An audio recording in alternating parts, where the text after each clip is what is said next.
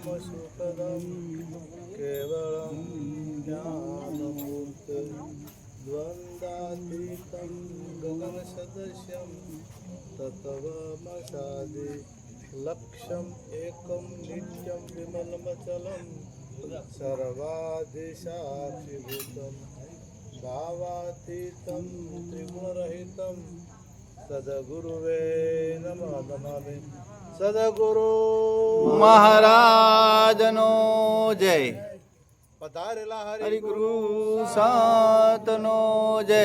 સનાતન ધર્મની જય. સદગુરુ નિરાત સદગુરુ સદારામ બાપાનું જય. કૃષ્ણ કનૈયા લાલ કી જય. આજે વિદ્યાબાઈની પુણ્યતિથિ નિમિત્તે શ્રી લેબુભાઈ તથા તેમના સુપુત્રોએ મળી અને ભજન સત્સંગનો કાર્યક્રમ રાખ્યો. અમે સંતો ભક્તોની પધરામણી કરી. ખૂબ ખૂબ ધન્યવાદ એમને. ભગવાન ગીતામાં કહે છે કે જ્યારે આ વસ્ત્ર જીર્ણ થાય, આ વસ્ત્ર ફાટી જાય ત્યારે આપણે આ વસ્ત્ર બદલવું પડે છે. એમ આ જે શરીર છે એને એક વસ્ત્ર કીધું ભગવાન પરમાત્મા શ્રી કૃષ્ણએ. અને એ વસ્ત્ર જીર્ણ એટલે વૃદ્ધ અવસ્થા આવે, એનું આયુષ્ય પૂરું થાય એટલે આ જીર્ણ વસ્ત્ર બદલી અને પાછું નવું વસ્ત્ર ધારણ કરે છે. એટલે નવો દેહ ધારણ નવ્યાની દેહી ગીતામાં ભગવાન બોલ્યા કે નવો દેહ ધારણ કરે છે. હવે નવો દેહ કેવો આવે છે એ તમારા કર્મ ઉપર આધાર જાય. કદાચ પશુનો પણ મળે, પક્ષીનો પણ મળે, જળચરનો મળે કે સ્થળચરનો મળે, કોઈ પણ એ મળે. તો હવે આપણે એમાં ન જવું હોય તો શું કરવું પડે? સંત મહાપુરુષોએ એના માટે આપણને માર્ગદર્શન આપ્યું જ છે, પરંતુ આપણે માર્ગદર્શનને અનુસરતા નથી. કોઈની આ કાયા રહેવાની નથી. ગમે એટલો અન્ન કરશો, હરણાકંચે કેટલી બધી તપસ્યા કરી અને કેટલું મોટું વરદાન માગ્યું તો એની કાયા રહી નહીં. ભસ્માસુરે ભગવાન પાસે વરદાન મેળવ્યું પણ એની કાયા પણ રહી. અને રાક્ષસોએ બધા તપો કર્યા ને એ બધા કાયાને રાખવા માટે કર્યા, પણ એમનું તપ જે નથી રહેવાનું એના માટે કર્યું. એટલે એ ગમે તે પ્રકારે ના રહે. પરંતુ આમ જે રહેવા વાળો છે એને કોઈ થતું નથી, પરંતુ આપણે જગતનો જીવાત્મા એને ઓળખતો નથી. એટલે સંત મહાપુરુષે કીધું કે તમે જે આપણા મનુષ્ય જન્મ જ એક એવો છે કે તમારે જે કર્મ કરવો એવું કરી શકો. મનુષ્ય જન્મમાં જ કર્મ કરવાની તમને છૂટી આલી. ખોરાક તમારે જેવો ખાવો હોય એવો ખાવાની છૂટી તમને મનુષ્ય જન્મમાં જ મળી છે. ન કે જો પશુ થયા, વાઘ વરુ થયા હોત ને તો એ ભૂખે મરે ને તો ઘાસ ના ખાય, એ મોસાહાર જ કરે. અને જો પશુ થયા હોત તો એ ભૂખે મરે તો મોસ ના ખાય, એ ઘાસ જ ખાય. તમે નક્કી કરો કે પરમાત્માએ જે નિયમ કર્યો છે એના વિરુદ્ધ પશુઓ પણ જતા નથી. અને આપણને પરમાત્માએ છૂટી આલી. તમારે જે ખાવું હોય એ ખાઈ શકો, તમારે જે પહેરવું હોય પહેરી શકો, તમારે જેવું બોલવું હોય એવું, તમારે ભજન ગાવું હોય તોય કહી શકો. મારા સમરદાસ સારા સારા ભજન ગાય છે અને મયમાં એવા ભજન ગાય કોઈને અભળવા ગમતા નથી. મયમાં એવા શબ્દોનો ઉપયોગ કરે છે કે આપણને શબ્દો અભળવા ગમતા નથી. અમુક એવું જીવન જીવી જોઈએ છે કે લોકો યાદ કરે છે અને એમના ફોટા ઘરમાં રાખે છે. અત્યારે આપણે જે મહાપુરુષો થઈ ગયા, તમે ગાંધીજી આપણે કોઈને હગાવાલા નહોતા તો એ બધાના નોટમાં ફોટો રાખવો પડે. તમારા ગુંજામ ગાંધીજી વગરની કોઈ નોટ હોય કોઈ નોટ ગાંધીજી વગર. તો એ કામ કેટલું મહાન કર્યું છે કે આપણા ચલણી નોણામાં પણ એમનો ફોટો છે. આપણે જે રામચંદ્ર ભગવાન કૃષ્ણ પરમાત્મા, જે નરસિંહ મહેતા, સબરીભાઈ કે મીરાભાઈ થઈ ગયા, એમના ફોટા આપણે રાખીએ છીએ કારણ કે એમને એક કર્મ કર્યું. અને આપણે જે છે આપણા વડીલોના ફોટા પણ આપણા ઘરમાં. અરે 6ઠી પેઢીનું નામ પણ આપણને આવડતા નથી. આપણે ઘણા તો પૂછો ને તો 3જી પેઢીનું નામ નથી આવડતું. 6ઠી તો છોડો, પણ 3જી પેઢીનું નામ પૂછો તો ઘણા આવડતું નથી. પોતે કયા કુળના છે એ અમને ખબર અમુકને નથી. તો આપણને જે સમજો કે પોંડવું કેટલા વર્ષો થઈ ગયા, 5000 વર્ષ થયા, તો એના કુળની આપણને ખબર. રોમ કયા કુળના છે એમની આપણને ખબર. સબરી કયા કુળના છે એની આપણને ખબર. અને અત્યારે હાલ આયાત છે એના કુળની ખબર નથી.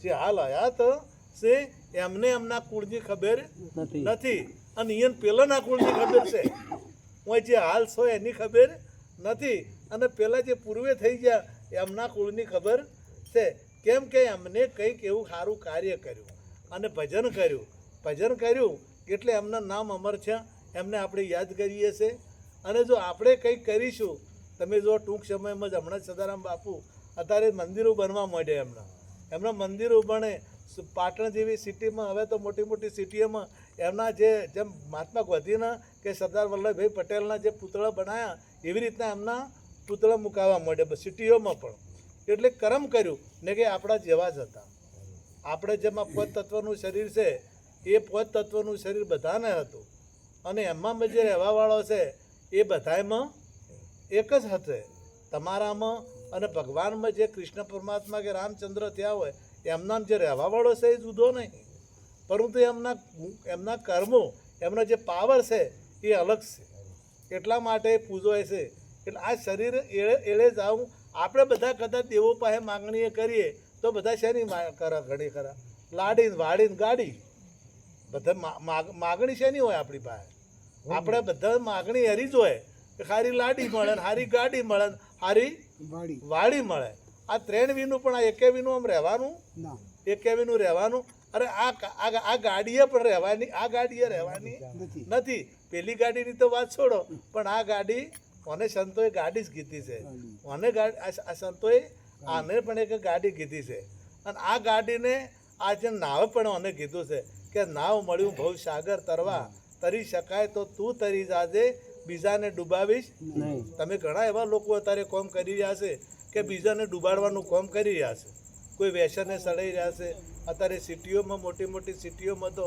આ દારૂ તો કોઈ નથી એના કરતાં ખતરનાક વ્યસનો જે આપણા યુવા ધન છે કોલેજીયનો છે એવી જગ્યાએ એવા વ્યસનો પહેરી જશે કે ખતરનાકમાં વ્યસનો હા હવે આ લોકો આ ગાડીઓ ડૂબાડી રહ્યા છે કે તારી રહ્યા છે ડૂબાડી રહ્યા છે તમે આ પીઠાવાળા છે જે ખરાબ ધંધા કરવાવાળા છે આ બધાએ આ લોકોના અવળા માર્ગે અને આ જીવ એવો છે ને તેનો સંગ થઈ જાય ને સંગ થાય વાસ્તવિકમાં તો એવો હતો નહીં પણ સંગ થયો અને સંગના દોષને લઈ અને બરબાદ થયો જો કઈ મહાન હતા કઈ જેવા તેવા હતા નહીં પણ મંથરાનો સંગ થયો અને મંથરાનો સંગ થયો એટલે મંથરાએ કઈનું મન ડગાઈ નો છું અને અમે તમારે એક જૂઠ હોય ને તમે 100 વખત કહો ને 100 વખત તો હાસું થઈ જાય તમે 100 વખત એ જૂઠનો ઉપયોગ કરો તો સાચું થઈ જાય પેલા નતા એક દ્રષ્ટાંત છે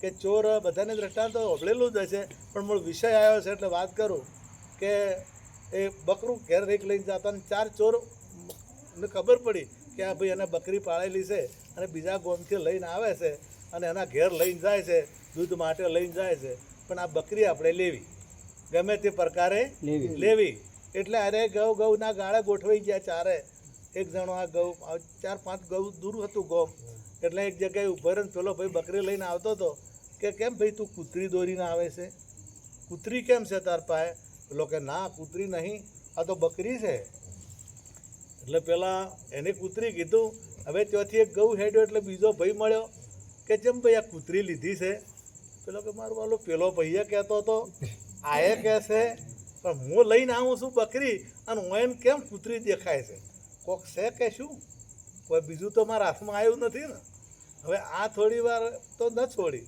પણ ત્રીજો મળ્યો મને ગૌ જ્યો અને ત્રીજો મળ્યો એટલે ત્રીજાએ કીધું કે કેમ ભાઈ આ બકરી લઈને જો અરે કૂતરી લઈને જો તમે એટલે મને થોડું પાકું થયું 99% થઈ ગયું ટકો બાચી કે કંઈક ભેદ છે આમાં ખરેખર આ બકરી છે નહીં કંઈક છે પણ મને તો બકરી લાગે છે આ 3 જણા કોઈ જૂઠા ના હોય અને ચોથી જગ્યાએ જો અને પેલા કીધું કે બકરી કેમ કૂતરી છે આ કૂતરી લઈને કેમ જોઈએ છે ભાઈ પેલા પાક્કું થઈ ગયું કે નક્કી કૂતરી છે જ આ બકરી નથી મૂકી દીધી હવે હાસી હતી જૂઠી હાસી બકરી હતી પણ પેલા જૂઠું બોલી અને પડાય કે ના પડાય એટલે તમને જે તમને ખુદ કોનમાં અત્યારે એડવર્ટાઈઝ આવતી હોય ને ટીવી ઉપર એટલે વારંવાર આયા કરે એટલે તમારે ના લેવું હોય તો ઈચ્છા થઈ જાય કે આપણે ફલાણો હાબુ લેવો છે, ફલાણી ક્રીમ લેવી છે.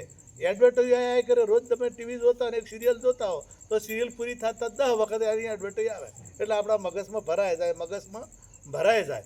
એમ અત્યારના જમાનામાં જે ખોટી વસ્તુઓ છે એ ખોટી વસ્તુઓ ઘુસાડવા માટેના ઘણા બધા પ્રયોજનો અને ઘણા બધા લોકો છે હવે ખોટી વસ્તુ કાઢવા માટે ખાલી સંતોષ મહેનત કરી રહ્યા છે. સંતોષ સિવાય બીજું કોઈ મહેનત કરી રહ્યું નથી. તને આ નડે છે, તને ફલાણું નડે છે, તને આ તમને ગીતામાં તો ભગવાન કે તું તારો મિત્ર અને તું તારો વેરી, તારા વડે તું તને તારી શકે, બીજા કોઈની તાકાત નથી. તારો મિત્ર તું છે ને તારો વેરી તું છે. આવું ભગવાન ગીતામાં બોલ્યા. હવે અને આમાં તમે જે રહેવા વાળો છે એ કદી આઘા પાછો ન જાય તે ન મ્રિયતે ન ભૂતવા વ ભૂય અજો નિત્ય શાશ્વતો પુરાણો ન હંડ્યતે અન્ય માને શરીરે. એ જતો નથી, આવતો નથી, મરતો નથી કે જન્મતો નથી. એ ભૂતકાળ, ભવિષ્યકાળ અને વર્તમાન કાળ એ ત્રણ કાળમાં હરખો છે એવું ગીતામાં પરમાત્મા શ્રી કૃષ્ણ બોલ્યા. શરીર અણાય છે એ અણાતો નથી. સતો આપણે આપણી પોતાની જાતને કારણ કે સંગ દોષને લઈ અને આપણે માની લીધું કે હું મરી જવાનો છું, હું મરી જવાનો છું, અમુક ઉંમરનો છું, હું અમુક ગોમનો છું, હું અમુકનો પુત્ર છું. હું આટલું સીમિત માની લીધો એને એક હદ બાંધી દીધી. હવે વાસ્તવિકમાં હું તમને હાદો દાખલો આલું. આજે આ બલ્બ લગાડેલા છે એ ફૂટી જાય. ઘણી વખત હું કહું છું કે ફૂટી જાય ને તો એમાં વીજળી જે પાવર છે ને એ પાવરને કોઈ થાય. કદાચ વાયર કપાઈ જાય તો પાવરને કંઈ થાય? વાયર કપાઈ જાય, ધોબલો પડી જાય, કદાચ પેલું ફીડર બળી જાય, પેલી ડીપી છે ટ્રાન્સફોર્મર એ કદાચ બળી જાય તો પાવર છે એને કંઈ થાય? હા, પણ એના વગર પાવર આવે નહીં. પાવરને કંઈ થતું નથી પણ એના વગર પાવર આવતોય નથી. ગોળો છે ખરો, ગોળો ઉડી ગયેલો હોય ને તો લાઇટ થાય નહીં. કેમ કે જે ગોળાની અને પાવરની એકતા થાય, એ જે વીજળીની એકતા થાય ત્યારે પ્રકાશ આપે. એ પાવરની મોટરની એકતા થાય તો પાણી આવે. એમ આ જે એમાં જે રહેવા વાળો છે એ અમર છે એટલી વાર તમે એનું કાર્ય કરી શકશે ન કે મેળા. અને મને ઘણા કોમમાં જતા રહે પછી કોઈ થતું નથી. એમાં હોય તોય નથી થતું. એમાં જે રહેવા વાળો હોય છે નહીં હોતો. હા, એમાં આપણે કોમમાં માણસ જતો રહેલો હોય તો એમાં હોય કે ના હોય? હોય છે.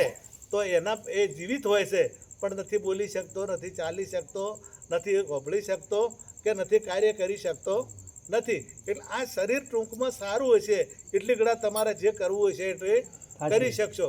અને શરીરનું સાધન જો કદાચ ક્ષીણ થઈ જશે તો પછી કોઈ થાય?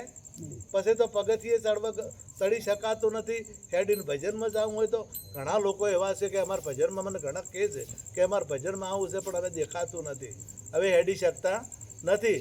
અને છોકરા નવરા હોતા નથી એટલે લઈ નહીં શકતા નથી.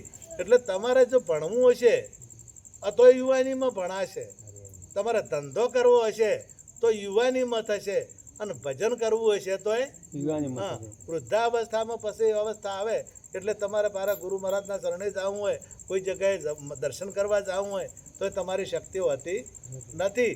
એટલે આ શરીર છે, આ સાધન છે, એટલે સાધનનો સદુપયોગ કરી લેવો. એટલે કીધું કે ખાડામાં જઈને કૂપાઈશ ના. આ નાવડું મળ્યું છે એ ભવસાગર તરવા માટે મળ્યું છે. એટલે તું એને ખાડામાં એટલે કોઈ ના કરે. ખાવું પીવું, બાળ બચ્ચા પેદા કરવા, ઊંઘવું ને મરી જાઉં. જગતગુરુ શંકરાચાર્યજી બોલ્યા કે 4 પ્રકારનું કાર્ય કરે તો એને મને પશુમાં કોઈ ફેર નથી. એટલે પશુ સમાન કીધો. ઢોર ગળતા મનુષ્ય ગળ્યો, ભૂલ્યો સિંહ ને પૂંછ, તુલસી હરી કી ભક્તિ વિના ધીક દાઢી ધીક મૂછ. કબીરે કીધું કે ચલતી ચક્કી દેખ કે દિયા કબીરા રોય, दो पाटन के बीच में साबुत बचाना कोई. तो कमाले કીધું કે चलती चक्की देख के दिया कबीरा ठठियाए, जो किले से लागा रहे ताको काल न खाए. પેલા કબીર સાહેબે આ ઘંટી ફરતી જોઈ અને મોય પેલા દોણા ઉરાતા હતા એટલે કીધું કે આ એકે રહેવાનો આ બધા એકે બચવાનો નથી. જે દોણા મોય ઓરોય છે એ રહેવાનો નથી. અને એ પછી રોવા લાગ્યા એટલે કમાલ હવા લાગ્યા. કમાલે કીધું કે ભલે ચલતી 4 ઘંટી ફરે પણ જે પેલો શીલડો હોય ને આપણે તમારા જે ઘંટીનો શીલડો એ શીલડાની કોરી મોરી જે દોણા રહે ને એ રાય દળવાય ના. તમે જે ઘંટી જોઈ છે તો એમાં જે લાગેલા હોય ને એ દોણા જે પરમાત્મા નામ સાથે લાગેલો રહે છે એને કાળ ખાતો નથી. ને કે લખ 84 યોની લાગુ છે. દરેક જીવાત્માને લખ 84 યોની લાગુ છે. એટલે આ તો ભજનમાં કીધું કે જીવનો શિવ થાય સંતોના સંગમાં. સંતોનો સંગ થાય, સદગુરુ મહારાજનો સંગ થાય તો જીવનો શિવ થાય. કઈ રીતના થાય કે જેમ નદી સાગરને મળે તો નદી નામ મટી જાય. નદી સાગરને મળી જાય તો નામ નદી રહે. હવે એક બિંદુ હોય, એક જ બિંદુ, એ બિંદુ જો સાગરમાં પડી જાય તો એને ફૂંકાવાનો ભય રહે પછી એ સાગર થઈ જાય. એમ આ જીવ છે જો પરમધામ અક્ષરધામમાં મળી જાય તો પછી એને આવવા જવા પણ રહેતું નથી. એટલે ગીતામાં અરે પરમાત્મા શ્રી કૃષ્ણ અને જે અર્જુનજીને સંવાદ થયો છે, અર્જુનજી કે આ જ્ઞાન હું પૂર્વેથી, આ જ્ઞાન જે પૂર્વે હતું જ, સૂર્યએ મનુને કીધું, મનુ ઈક્ષાકોને કીધું, અને આ એ જ્ઞાન હું તને આજે કહું છું. તો એમને સંશય થયો કે તમે ને હું એક ઉંમરના છો, તમે ને હું બે એક ઉંમરના છો. તો એ જ્ઞાન તમે કહો છો સૂર્યને કીધું તું, આજ હું એ કહું છું તો મને આ વાત મનાતી. એમણે કીધું ન ત્વેવા હમ જાતુ નાશમ ન ત્વમ નેમે જનાધિપા ન ચૈવ ભવિષ્યામ વયમત પરમ. એ અર્જુન, આ શરીર આ જે આ રાજાઓ ઊભા છે, આ જે સૈન્ય છે, તું ને હું છે, આ બધા છે એ પહેલાં હતા, પૂર્વે હતા. હું પણ હતો, તું પણ હતો, આ રાજાઓ પણ હતા અને પછી પણ રહેવાના. આ શરીર નહીં હોય તો પણ રહેવાના અને તો પણ રહેવાના. અને એ જાર અને અત્યારે પણ આપણે છીએ, અત્યારે પણ આપણે છીએ. એટલે પણ એક મહત્વનો મુદ્દો એ છે કે એ બધા ભૂલી ગયા છે. તું ભૂલી ગયો છે અને મને યાદ છે. એટલે આપણે જે અહીંયા આવીને ભૂલી ગયા છે આ પોતાનું જે સ્વરૂપ છે, હું કોણ છું, હું ક્યાંથી આવ્યો છું અને મારે ક્યાં જવાનું છે, એ વાત આપણે ભૂલી ગયા છે. એ વાત કોણ યાદ કરાવે? કૃષ્ણને, અર્જુનજીને કોણે યાદ કરાય? પરમાત્મા શ્રી કૃષ્ણ મળ્યા તોય એમણે વૈરાટ સ્વરૂપનું દર્શન કરાયા અને પોતાનું સ્વરૂપ કેવું છે એ નક્કી કરાયું. એમ આપણને સદગુરુ મહારાજ મળી જાય, સદગુરુ મહારાજ મળે તો આપણને પ્રગટ જે વ્યાપક સર્વભૂત સ્થાનમ સર્વભૂતાની આત્માની, બધા ભૂતોમાં જે વસેલો છે પણ એ ક્યારે દેખાય? યોગયુક્ત આત્મા સર્વત્ર સમદર્શિનમ. યોગયુક્ત આત્મા સર્વત્ર સમદર્શિનમ, જેને યોગ પ્રાપ્ત થયો છે, સદગુરુ મહારાજનો જેને યોગ પ્રાપ્ત થયો છે અને એ યોગ પ્રાપ્ત થયો છે એને સર્વત્ર બધી જગ્યાએ દર્શન થાય છે. એટલે નરસિંહ મહેતા કીધું કે જાગીને જોઉં તો જગત દિશે. હમણાં આપણે પ્રથમ ભજન ગાયું હતું, જાગજે જીવડા જાગજે તારું જીવન હુકમાં જાય.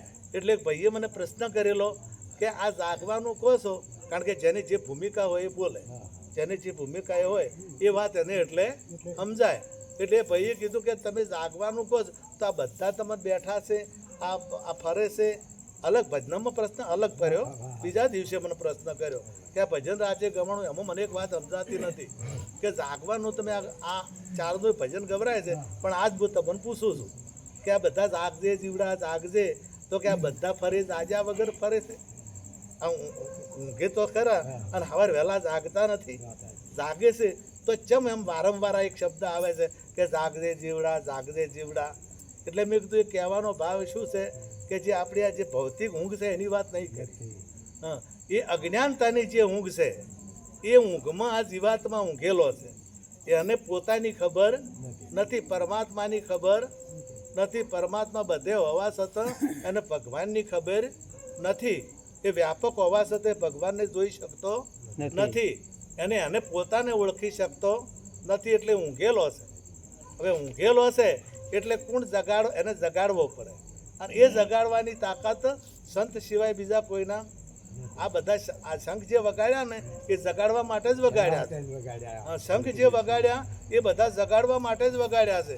બધા પાંડવોને 5 પ્રકારના શંખ હતા, પોચાને અલગ અલગ શંખ હતા અને બધાને પૂછ્યા અને કૌરવોને જગાડવા પણ સમજ્યા નહીં. ને કે શું કરવા વગાડે? જગાડવા જ વગાડ્યા છે કે? અને તાર સંતોએ રોજ શંખ વગાડે, આ કાયમ વગાડે છે, તો જગાડવા જ. એટલે પહેલો મુદ્દો તો વ્યસન ના હોવું જોઈએ આપણા જીવન. કારણ કે નાનું પણ વ્યસન હશે તો તમને નડે. પછી મને પ્રમ દિવસે જ એક વાત કે માવો કેટલા રૂપિયાનો આવે છે, એક નાનો માવો એ કેટલા રૂપિયાનો આવે? કીધું તમે વજન કરો, કિલ્લાના પૈસા કોઈક 1000 2000 કેમ થતા હતા, 2000 રૂપિયા કિલ્લાના થતા, તો 2000ની સારી વસ્તુઓ લઈ અને આપણા બાળકોને આપણા કુટુંબમાં ખવડાવવા, તો એ શરીર કેવું સારું બને. તો જે વસ્તુ ગીતામાં ભગવાને કીધું, ગીતામાં ભગવાન કૃષ્ણએ કીધું કે તમારે આ બધું કરવાની જરૂર નથી, તમે તો ભગવાન છો, તો તમારે આ કોઈ કરવાની જરૂર, અને તમે સામાન્ય માનવી જેવા છો, તમે સામાન્ય બાળક જેવા છો, તમે સામાન્ય, આ બધું ઘણા બધા પ્રશ્નો છે, પણ ટૂંકમાં હું વાત કરું તો એમણે કીધું કે જે શ્રેષ્ઠ પુરુષો આચરશે તે પાછળની પ્રજા આચરશે. કહેવત નથી કે જેવી રાજા એવી પ્રજા, કહેવત છે ને. આપણે સયાજીરાવ ગાયકવાડ પાટણમાં તમે જુઓ તો વધારેમાં વધારે શિક્ષણ પહેલું જે ગાયકવાડનું રાજ હતું એ હતું, કારણ કે એ પોતે શિક્ષણના માન ખાસ હતા. એમને દીકરીઓને ભણાવવાનું પહેલાં ચાલુ કર્યું, અને બીજા પ્રાંતોમાં શિક્ષણ ઓછું હતું. બનાસકાંઠામાં પહેલું શિક્ષણ એ સમયમાં નહોતું. એ સમયમાં જ્યારે ગાયકવાડનું રાજ હતું ત્યારે ગાયકવાડનું રાજ હતું, અહીંયા જ હતું. એટલે કહેવાનો મતલબ કે જેવી રાજા એવી પ્રજા.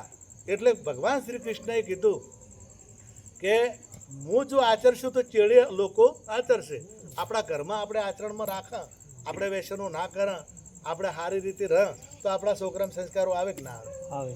આપણે જ કદાચ બોલવામાં ખબર ન રાખતા, આપણે ખરાબ ભાષા બોલતા, આપણે જો ઠેકોણા વગર રહેતા, આપણે પતિ પત્નીના ઝઘડા મળતા ના હોય, તો બાળકોમાં એ સંસ્કાર આવવાના.